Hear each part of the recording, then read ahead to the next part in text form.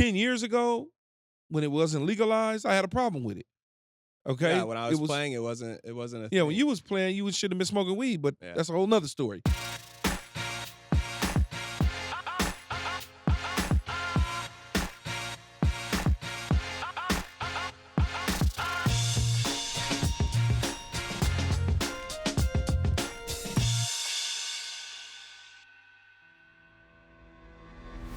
What's going on? It's Keyshawn, and welcome to another episode of All Facts, No Breaks. Before we get going, I want to remind all of you out there, All Facts Pod is on social media, and it's on wherever you get your podcast. You can subscribe to it. And don't forget, it's on YouTube. We need to hit 100K before the Super Bowl. We got a great show today. Lincoln Riley, my head coach at the University of Southern California, USC as we call it, the Trojans, will be joining us later on in the show. And I obviously got my Keyshawn, my son here. Your my Keyshawn. Yeah.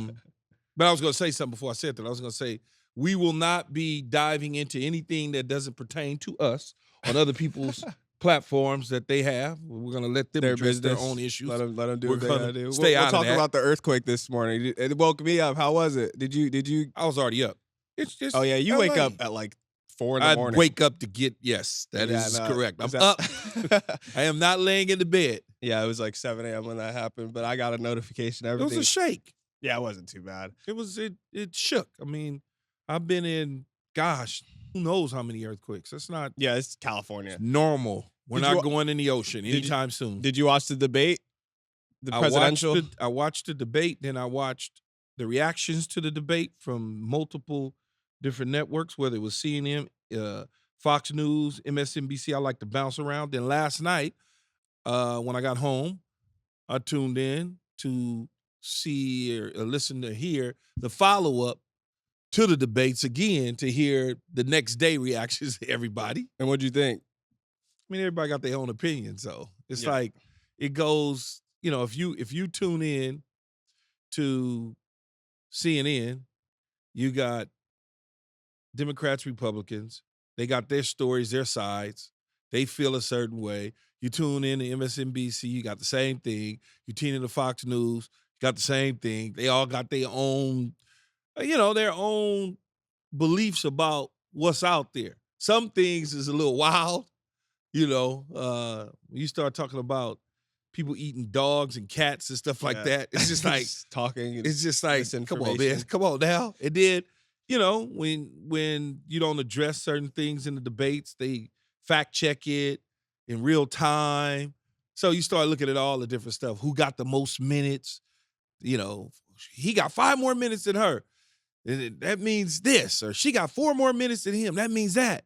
So you just, I like to listen to the information because I like to try to at least be halfway informed. Yeah, Do your own research on what is real and what's not. Yeah, I'm pretty ignorant to that whole stuff. So me watching it and just being able to learn stuff, but then you talk about all the misinformation. It's like, am I really learning anything from these debates? It's interesting. Yeah. Growing up in Southern California, growing up in a predominantly Democratic state, living in a city full of Democrats, some Republican, got a lot of Republican friends though. But it's just weird. It's the Republican side of things. And most of my friends is based on finances and economics, not social. They don't get caught up in this. They want the taxes to be reduced. They don't want to give them their money away. So, I get that part. When you start getting into the social aspect of it, that's when you kind of lose me, because when you can't address certain things that's put in front of you, violence, things of that nature, and you can't address it straight up and say, hey, this or hey, that, you're all dancing around. It's like, come on, man. And then you look, and then the panelists and the commentators that's on, you asked them, I was watching yesterday, I don't remember the young man's name, but they asked him, was he down for what took place?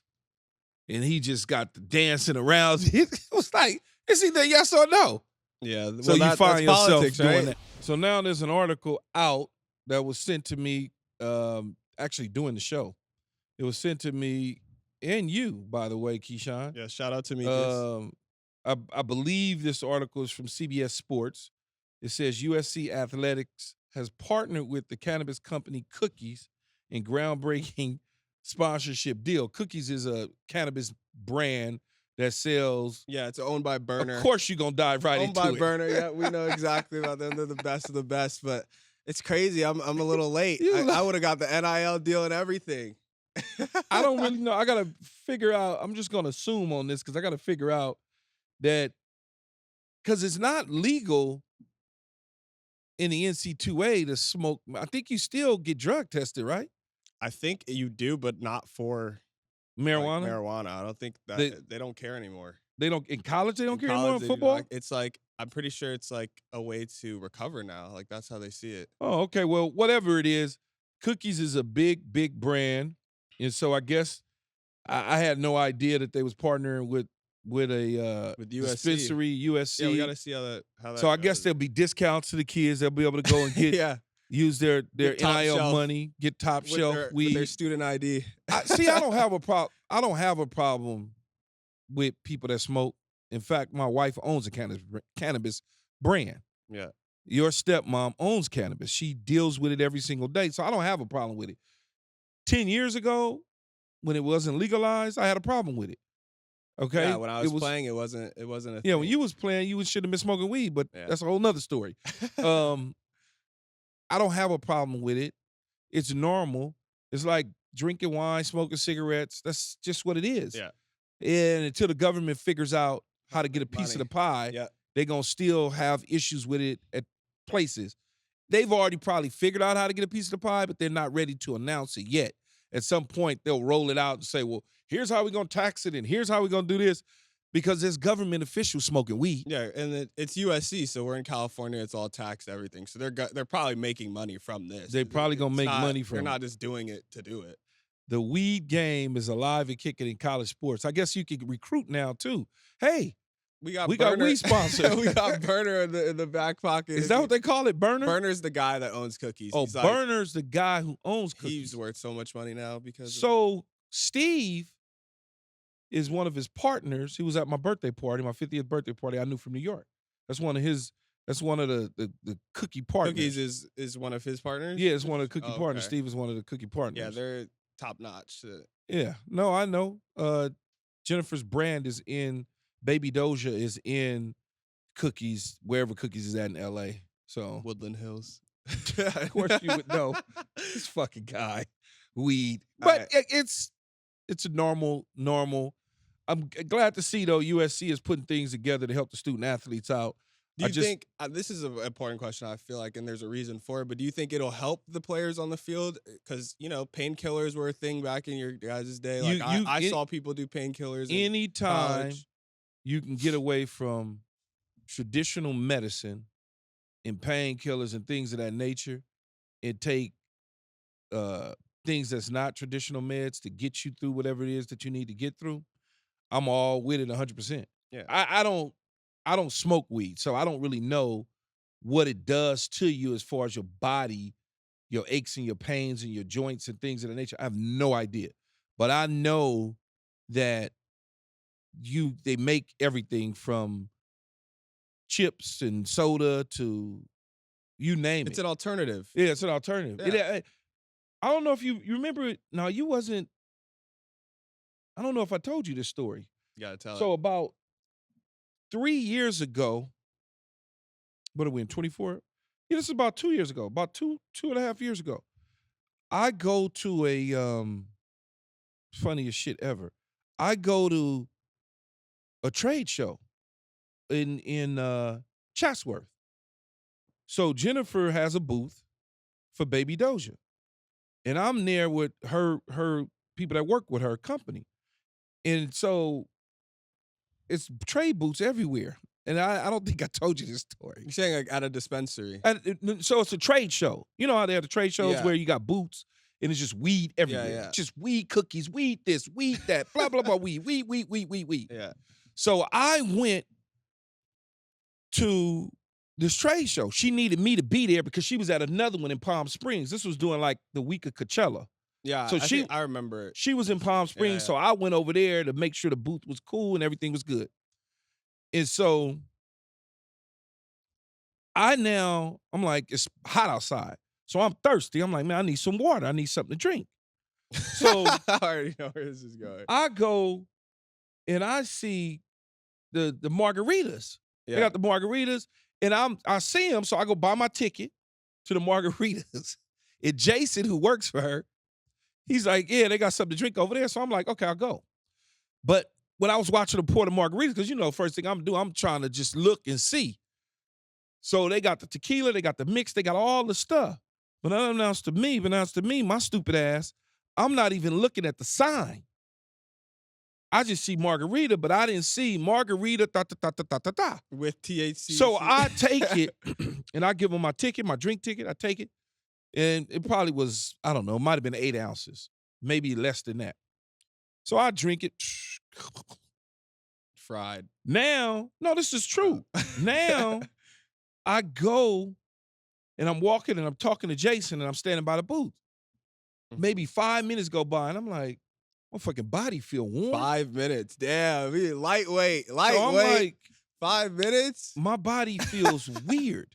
So I'm like, Jason. He's like, oh, yeah, no, whatever. So I'm like, this is true story. I go back and get another one. Oh, wow. See, I didn't know. I just didn't know. Amateur hour. I didn't know. And so now, man. And so now I'm like, I done drank and I'm talking to Jason. Ask Jennifer next time you talk to her. I'm like, man, my mouth. Yeah, he's getting my fucking face is tightening up. And I'm sitting there, and I'm like, what the hell? So now I'm like, I need to get home. Yeah. So at this point, I'm still coherent. I'm good. So I panicking a little bit? No, I was good. It was the craziest thing. So I'm driving home down to Topanga. So before I get to the one-on-one, my dude, Dave, calls me and says, hey, we at King's Fish. So I'm like, okay, cool. I'm going to come over there. So I'm driving down to Topanga to get on the freeway. And when I go to get on the freeway, Keyshawn, the fucking cars is flying by me, but they not really flying by me. He was fried, I feel like fried. I'm going, I felt like I was going slow, but I knew I was going to miles per hour. So funny to hear because you're not, that's and not so you. Now I get to Kingfish. Dave is sitting there with his girlfriend. They ordered sushi and some food. So I'm hungry now. I'm like fucking starving. So now I take a piece of his food. I say, oh, I'm about to. give me that. I said, I'm about to give me one of them. So I ate it. It's like, I think I'm going to order me a salad. So I ordered a salad. Gone. I said, give me some french fries. Gone. I said, give me the sushi sashimi. Gone. Yeah. Give me this. Give me that. Gone. Eyes just low. Like, done. Dave and his girlfriend looking at me. They're like, what's wrong with you? I said, man, I think I just drank.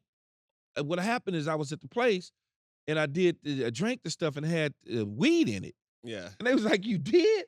I was like, yeah. So then I get so I done ordered you don't a bunch smoke, of shit. and you had 2 of them, so I'm already knowing. Of course you know. I had fried. So now I ate all the food up. So now I'm like, give me a butter cake. Oh my God. You give me another butter cake to go. Big munchies. Man, I'm like, that'll never. Never again, huh? Never. you were just it sloppy. It didn't make no sense at all. But I wasn't.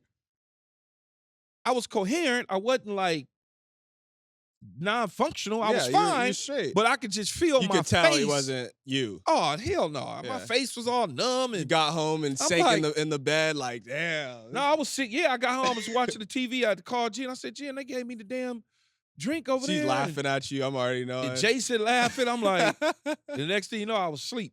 Yeah. No, that's hilarious. That is hopefully something I didn't know. And hopefully that is crazy. The USC football team will be coherent. They'll know the field they'll know what when they go to play Michigan. Yeah, no. Earlier, you got to talk to Lincoln Riley about their upcoming game versus Michigan, Miller Moss, and more. Let's take a listen. Joining us now is one of the nation's most successful college football coaches in Lincoln Riley of my USC Trojans. Lincoln is his 3rd season. His record is 21-8. How's the ride in your 3rd season been thus far?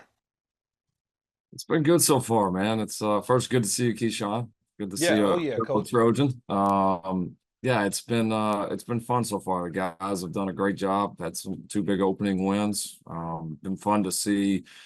It's kind of just the vibe and culture of this team grow. You know, you've been in a lot of locker rooms, and you can tell when a group is starting to really come together, and there's some really positive signs early. And we know we've got a lot of big battles ahead, and but excited about the start and certainly the way that the guys have played early in the season. Let's rewind before we move forward. The LSU victory in Vegas, how sweet was that? It was a fun one. It was. It was a great atmosphere in that stadium. Obviously, a tremendous venue. I saw after it's the most attended event in that stadium's history, and they've hosted the Super Bowl and some other pretty big things. So you could feel there was a big moment, a big opportunity for us against a really good program and a really good team. And I was proud of how our guys rose up, man. We battled. We didn't play perfect all the time, but we really battled. We played very physical. We made key stops when we needed to defensively. We got some key scores there at the end offensively, and found a way to win it. And those are, those non-conference, big games like that, those big opportunities. You don't always get a ton of those. And so, we had it was pretty cool. We had the day to ourselves. A Sunday game.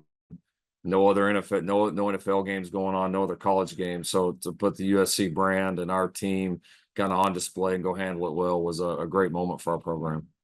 Now that you beat LSU, then you move forward, took care of Utah State. No disrespect to them, but it's not worth even having that conversation with me.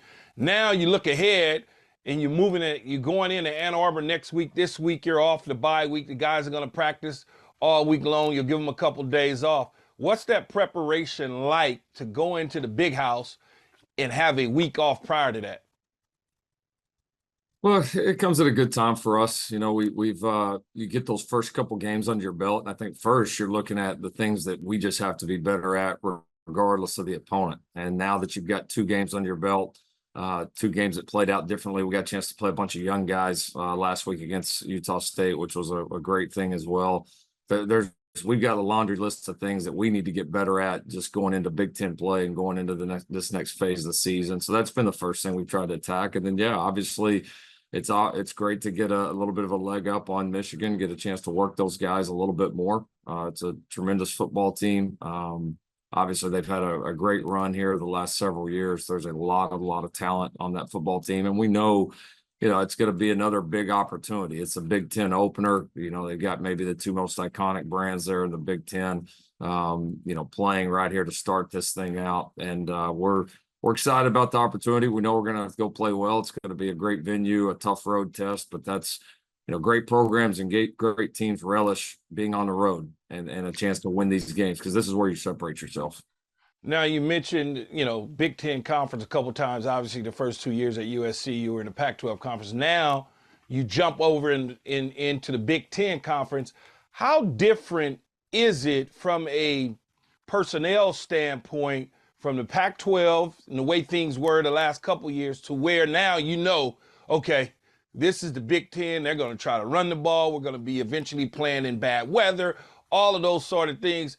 How's the personnel different from Pac-12 to Big Ten?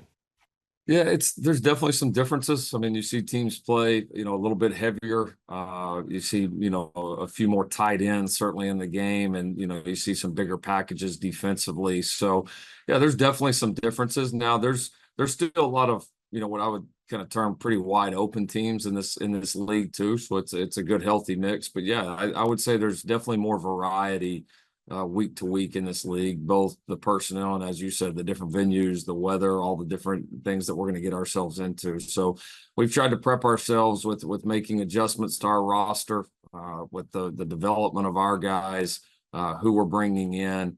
Obviously, a lot's been made about the weight that we put on, just basically our roster as a whole.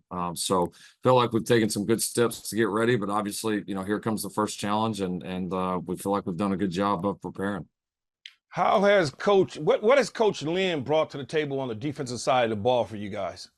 He's done a great job. I'll give a lot of credit to him and really the entire defensive staff. I mean, I think we knew we hired a lot of individual coaches that were really good and had great resumes and we thought fit the bill, but I've been most impressed of how that group has come together, both just the coaching staff to work as one unit and then our defense as a whole. I think he's done a good job of instilling confidence and buy-in with our group. I think he's got a really direct, clear message of how we want to play defensively. I think our guys go out there with a very clear mind and are very confident. And then I think there's an edge about this group, which all great defenses have. So I don't know if you have a lucky rabbit's foot in your back pocket, or you're just a quarterback whisperer, or you just know what the hell you're doing. I have no idea, but I can surely say this. Well, I can surely say this though, Lincoln. Just starting with Kyler Murray. Start with Baker Mayfield, then move to Kyler Murray, then get Jalen Hurts, and then get Caleb Williams. And then all of a sudden now there's Miller Moss that falls out of the sky. I don't know where, I don't know how you do it, but where does Miller Moss fall in? And it's early, 5 games in, couple last year, couple this year, since he's been at USC. But where does he fall in, and where will he fall in the mix of those other quarterbacks when he's done, you think? Well, yeah, a lot of that is yet to be determined. I mean, he's done a great job early on here in his career. There's no question. He's he's really smart. He is one of the smartest ones, and maybe the smartest one that I've had, which is saying something, because those other guys really understood the game too. But he's got a great mind for it. He's had a kind of a cool story. Obviously, it's been well documented in terms of dreamed of being a USC Trojan. Stayed here when he didn't have to. Obviously, really put the program, and I think both the program and his dreams of not just playing quarterback this level, but doing it at this school. He put that front and center, and I think that's earned him the respect of our team, the locker room, really the entire program, and has I think been one of many catalysts for us, both the end of last year and the Holiday Bowl win against Louisville, and then here to start the season. So he's got a long ways to go, but he's done a great job leading us. He's done a great job just playing his own game. He's a very steady, very cerebral player, and that goes a long way at that position. Last quarterback you had, and Caleb Williams, had his NFL debut last Sunday, and he got the victory. How did you think he played? I honestly haven't got to sit down and watch it. I really want to try to. I told him after the game I want to try to sit down and watch it at some point here during the bye week and get a little bit better eye. I saw some of the highlights. I know it was a little bit of a tough outing in some ways, but that's that league, and you know it as good as anybody, right? And I think for him, there's no doubt he's going to make some great plays. And I know he made some really important plays at the end of that game for them to win it. He's going to definitely get better, certainly as it goes on, as he learns his team, as he learns the league, as he sees how people are going to defend them, which, the preseason's one thing, but, if everybody saves quite a bit, then the regular season's obviously much different. But I think he's going to continue to adapt and get better. But he made some winning plays in that game that were really important. And I know he's a confident kid that's going to go back to work and correct the mistakes, and he's just going to get better and better. When you look at where you're at right now and where things, your first year, we were right on the outside of the Final Four. Caleb gets a little banged up. We're in Vegas, we lose to Utah. Then last year, things just didn't go the way we anticipated them to go. And this year, we're off to a fast start. Do you feel at all like, as a coach, the stress, the pressure to compete at a high level and try and bring the national championship home to USC this year? I feel a responsibility to the team first, the people in the program, and then the people that have been in this program before us and helped build it. That's kind of where my thoughts lie. I know we came here to bring this back. I mean, we came. You look at virtually every staff member at this place.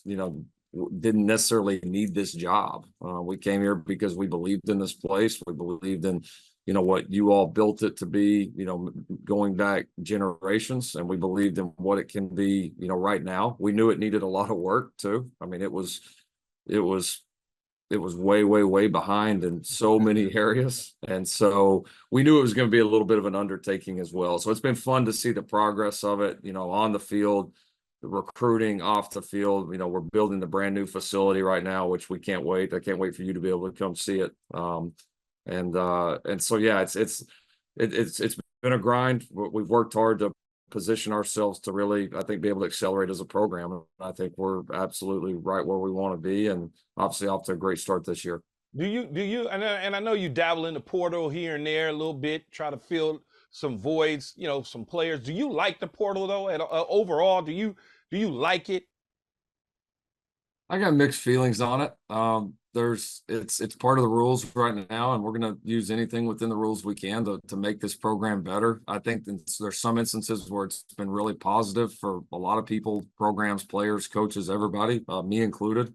There's also I think some major negatives to it as well for all of those involved, and we're in a little bit of a philosophical shift where we're trying to move a little bit further and further away from it. We felt like in the early years here, this place we had to shock the system a little bit. I mean, we had to get a lot of people out and a lot of people in, and that was the only way, in my opinion, to get competitive early.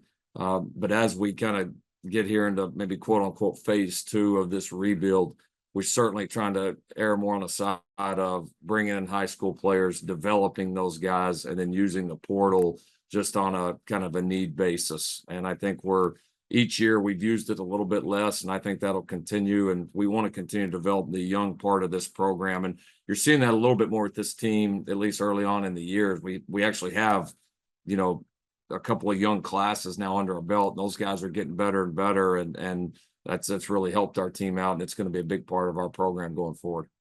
Is there anybody, in particular on the offensive side of the ball, that you, in the first 2 weeks, feel like, damn, I need to get him the football a little bit more. I need to try to figure out how to utilize him a little bit more? We're fortunate. We have some really good weapons. So I mean, I feel that about a lot of people. I mean, and some of it's, a lot of those starters have really just played a game and a half. And so, but that's kind of the nature of it. And, playing the position, especially playing, wide out. We have some really talented wide outs in our room, a great group. That's always going to it's always going to go in phases, right? You're always going to have some games where there's 2 or 3 or 4 targets, and then all of a sudden you have that game where there's 12 targets and you got 10 catches and, heavily involved. And that's just the way that these things unfold. But we got a lot of talented guys in that room. I think a lot of guys that are going to make a lot of big plays for us this year. And it's fun to, as a coach, you're worried about, all right, how do we keep all these guys involved versus, man, I don't know if we have enough guys that I even want to get involved. So I'll definitely take that problem. Well, thanks a lot, Lincoln, for joining the show, man. I really appreciate it, and good luck the rest of the week in practice, and then fly to Michigan. I'm contemplating coming. Come on. I'm about 75% in right now. Love it. Let's see it. If I don't make it, I certainly will be watching it on TV and just bring home the W. Yeah, we'll do, Keyshawn. Appreciate you. Fight on. All right, thanks a lot. Fight on. So how was talking with Lincoln? It's interesting. That's I understand his principle and where he wants to go and his concepts and all of the different things that he is looking to do at USC. The problem is USC is one of those programs where patience is going to run out. And I think Lincoln knows that. He started off, he came in, he replaced Clay Helton. He turned the program upside down, shook it out, went back in, restored it, got us to one game away from the Final Four 2 years ago. We lost to Utah. Then last year was a complete disaster. This year they got off to a decent start so far, beating LSU and Utah State. Now they go to Michigan a week from now. It's going to mean a lot that they find themselves in the 12, but they can't be in the 12 at 12. They got to be in the final 12 at the top somewhere. They got to be in that top 6 because if he's in the bottom and just barely getting in, that's not going to sit well with USC fans, boosters, alums. So it'll be interesting to see. I think they're going to continue to do well. They got Michigan in the way, maybe a Penn State team that comes out here on our turf. They play Nebraska, which I'm not, it's like whatever. I think they're faster than Nebraska. And then they got Notre Dame. And that's pretty much the 3 teams that you got to count for this year. Minnesota, they should beat Minnesota. They should beat Wisconsin. So we'll see exactly how things shape up. But right now on the schedule, you got Michigan, Penn State, and Notre Dame that I see it could potentially be a problem. Is Lincoln Riley a coach that you would want to play for? Because that offense for receivers is something I would want to play for. I'm not one that falls into the air raid system because they throw the ball everywhere. That's never been my thing. What do you mean? Like you don't want the ball? it's not that I don't want the ball. It's learning how to be an NFL wide receiver. Right, like pro style. You can't necessarily get that from this system. Right. CeeDee Lamb made the transfer, but he also took 2-3 years in the NFL to make that transfer Hollywood over. Brown. Who? Hollywood Brown. Yeah, Hollywood Brown. Jordan Addison was in a pro style system at Pitt, though. Yeah, so he had already had custom. that in his DNA. It's just a hard offense for me to fall in love with, even though they throw the ball everywhere. Yeah, you want your quarterback under center. He could be in the shotgun too, but it's just a different route tree that you run. Timing, NFL, I'm running 18-yard comebacks in timing. I'm running skinny posts in timing, deep in cuts in timing, not off-schedule plays, 70% of the time. I hear you. All right, well, game previews. Tonight, Thursday, we got the Bills-Dolphins. Buffalo and Miami both won by double digits last week. What do you think about this matchup? It's a good matchup. It's at home for Miami. It's early in the season. Tua's 1-6 lifetime against the Buffalo Bills. They got to erase that. They got to put that in their back pocket. They continue to keep losing to them. They can't beat them. They've lost 3 straight to them. They've got to figure out how to get over. If they want to go to the Super Bowl, and they want to have home field advantage throughout the playoffs, it starts tonight against the Buffalo Bills and beating them. On the other side, Josh Allen doesn't have Stephon Diggs and Davis at the receiver position, so he's got to not try to do everything himself like he did a week ago to get the win. He's got to figure out, okay, I need to get other people involved because he's got to start to try to have some sort of continuity with these receivers. Is Josh Allen a top 3 quarterback? I would say he's in that mix. He's in that Joe Burrow, Josh Allen, Patrick Mahomes. You got Joe Burrow Lamar up there? Jackson. Yeah, because if they are healthy, they're tough out. Yeah. If they're healthy, they're tough out. I'm not going to say that he's not. What they haven't done is won in the postseason other than Joe Burrow going to the Super Bowl and losing to the Rams. Who you got? They're -2.5 favorites I'm gonna take for the Bills. I'm taking the Dolphins. Okay.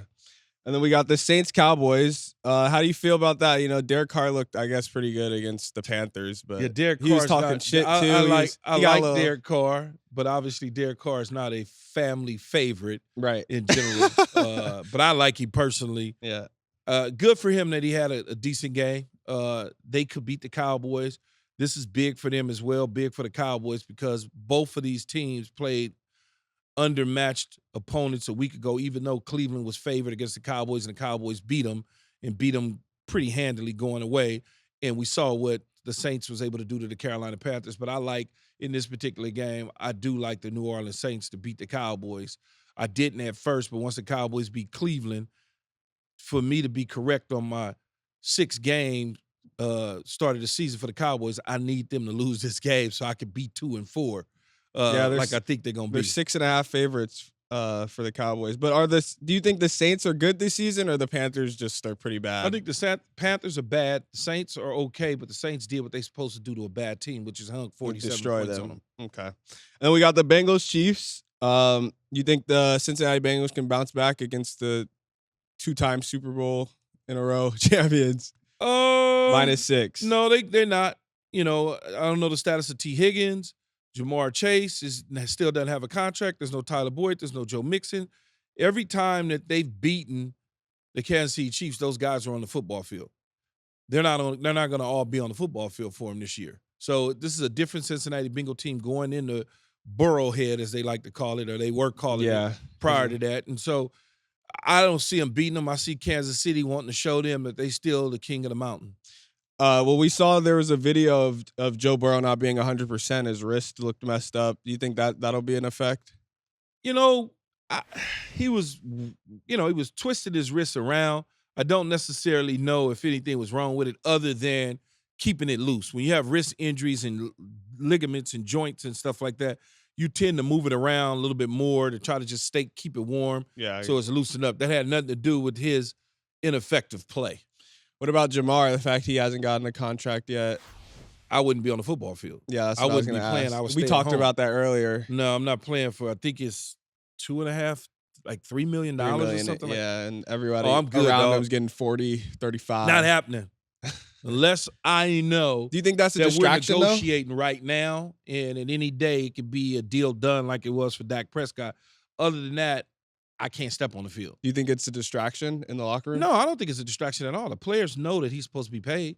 It's the front office. I'm saying that's what I'm saying though. But you can have not with the players, with the coaches. It's not going to distract them because they're still out on the field playing. It's not like he's not out on the field. If he was not on the field and they lost the game, then it would become a distraction. The fact that he played, they're not like talking about it in the huddle. Right. They're not saying, man, they should give you your money. And then for college, we got Colorado State. Colorado's a 7.5-point favorite coming off of a 28-10 loss to Nebraska. How do you feel about that one? You know, it'll be there is no Shiloh Sanders in this particular game. I think he'll be out for the next several weeks. Mm-hmm. The Horton kid at the receiver position for Colorado State could really do some stuff and be a nightmare for a secondary that is banged up. And I know Travis Hunter's there, but Travis Hunter's playing 170-something plays. I mean, he's playing like 1,000 plays in the game. So you got to imagine that at some point he's going to get tired and need a breather. But I think Colorado wins the game. Colorado should be a better football team. They have the better quarterback. Yeah, well, the quarterback for Colorado State had something to say. We have a video of it, I think, if we could pull it up.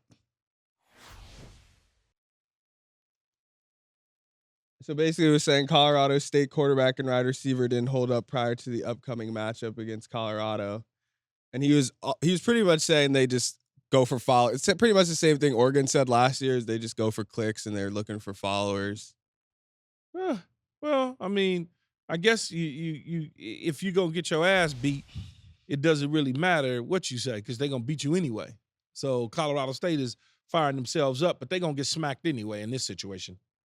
Is it a must-win for Colorado? It is a must-win for Colorado. If I got them winning the division, a conference, they got to win this football Can't lose game. to If they want to be State. in the top 12 and have an opportunity, they got to win this football game. They just do. If you want a decent bowl game, you got to win this game. All right, so for my best bet of the week, last week we had the Eagles -2 that covered, so we're 1-0 this the start of the season. This week we have the Bucks +7.5 versus the Lions. How do you feel about that? The Lions win this game by 7 or more. If they win by 7, it still covers. They have to win by 8 or more. See, you know that. I don't know all that. Yes, So, I think they win by double digits. I or think they some win shit? by double digits. Okay, well, he's just a hater, guys. We're 1-0 already. We'll go for 2-0. No, But I think I'm not. How can I be a hater if I think the Lions are better than the Bucks? they could be better, but I don't know. I feel like the Lions are 10 points is not a. the Lions are 10 pretty points overrated. They didn't have an easy going. The Bucks are pretty underrated in my opinion. I think Baker Mayfield showed that he's worth what they paid him, and They played Washington. doesn't matter. They played They a did what team they were with a supposed to rookie do, just like how you quarterback. said with the Saints, right? They played Washington though with a rookie quarterback and a team that's got a new head coach. Okay. Well, +7.5 Bucks. Book it. So, but the player for you to watch this week, who do you have? Tua is the guy. He played well last 338 played yards. well, 338 yards in the air. He's got to beat a team that's his nemesis, the Buffalo Bills. But Yeah, I feel like with Tyreek Hill, Jalen Waddle and company, they will go and do what they need to do and take care of business. I think Buffalo knows that. Miami knows how important it is to erase that 1-6 record that Tua has with them and that 3-0 over the last 3 games. So is it cold right now in Buffalo? no, it's in Miami. Oh, The it's in game's Miami? Okay, so then then it should be a really good game then. No, Okay. it'll be a good game. And then you get all the madness that went on this past week with Tyreek Hill and the police and all that sort of stuff. So they can put that behind them a little bit. Mhm. It won't get in the way of their focus of the game. That's behind them. So I'm looking forward to them really smacking up on the Bills. If you don't already know, we're trying a new thing on this show.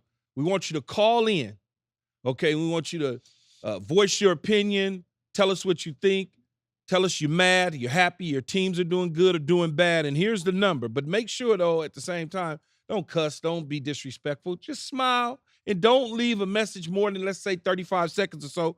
The number is 915-295-3228.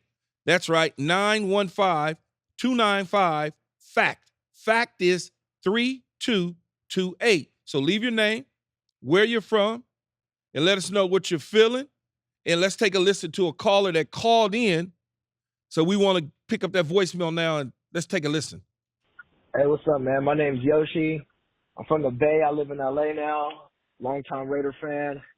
I've got a question for you, man. Is it going to be a long season? I feel like it is. We don't have a quarterback. Can a team with a quarterback like our quarterback just get away with just playing defense, running the damn ball, and special teams? Let me know, man. Do we have any hope to make it to the playoffs this year? If there's any type of hope, you got to let me know. All right. Thank you. But he said his name was Kushi? Yoshi. Yoshi. Oh, that was Yoshi. Okay. All right. Yeah, I think the Raiders do have hope. They won't win the division. Kansas City will win the division. But just because Gardner Minshew played okay too last week. He's not a frontline quarterback doesn't mean that you can't win games. You just can't allow guys like that to lose the game for you. You know, you want to run the football, you want to play defense, and you want to make a couple crucial throws in that game. Antonio Pierce, some people say he may have cost the Raiders the game because he didn't go for it on 4th and 1. I mean, it's six in one hand, half a dozen in the other. If he punts it and they pin him deep and he puts it on his defense, rather than the defense letting him go 90-something yards, nobody's saying but anything. I'm an analytics for but like, let's be real. Like, it's 7 minutes left. You're at the 40-yard line. How much time do you have to? I probably would have gone for it. It's 1 yard. But I probably would have gone for it and not let what happened. 2016, only one time that someone didn't go for it. Yeah, but I probably wouldn't have allowed what happened earlier in the game when I went for it on 4th down and got stuffed not to do it that time around. But those are all in-game coaching decisions. A lot goes on the sidelines. You're thinking about a lot of things, and you felt like probably at that particular time your defense was playing well enough that you can get that stop and flip the field and be even closer to scoring a touchdown. But how much closer could you have gotten is what I'm saying. Well, you one thing is if you take them and you go 3 and out and they punt and you get the ball in the same spot that you got it, it's a reset of downs. How many minutes have run off the clock? Mm-hmm. Well, now all of a sudden, let's say you got the ball last and they got the ball back with 3.5 minutes to go. They got 3.5 minutes to score a touchdown. By the time you get the ball back, you got 30 seconds to do what you need to do. Or let's say you got a minute to do what you need to do.